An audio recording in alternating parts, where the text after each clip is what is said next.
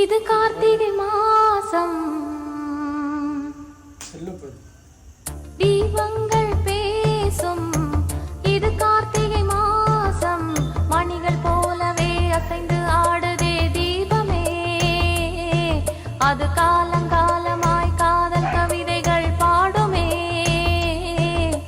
முத்து முத்து விளக்கு முத்தத்தில் இருக்கு. முத்து பொண்ணு சிரிச்சா வெக்கத்துல பக்கத்தில் நெருப்பா அத்தமாக இருக்கா. முத்தம் ஒண்ணு கொடுத்தா குத்தம் இல்ல. தீபங்கள் பேசும்.